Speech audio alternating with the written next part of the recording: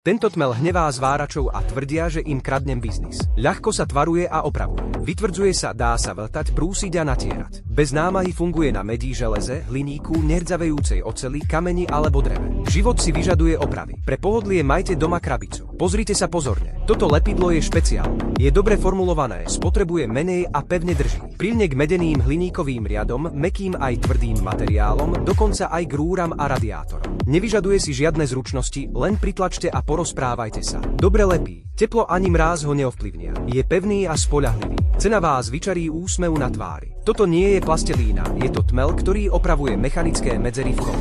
Či už ide o chladič, olejovú nádrž, ohrievač vody, netesné rúry alebo poškodené časti. Dokáže opraviť všetko. Je mäkký ako blato, keď je čerstvý, dobre sa tvaruje a silno tvrdne. Je odolný voči nárazom. Odoláva teplu aj chladu. Nedeformuje sa a pri dlhodobom namáčaní nekoroduje.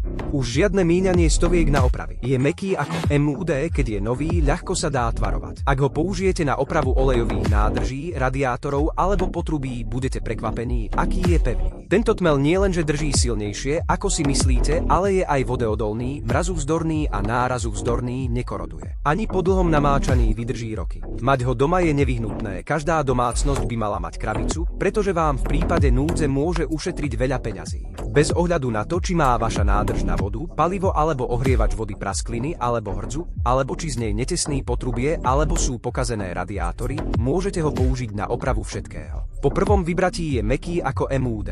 Veľmi tvarovateľný a rýchlo sa tvaruje. Po zaschnutí stvrdne je odolný a pevný. Veľmi jednoduché použitie.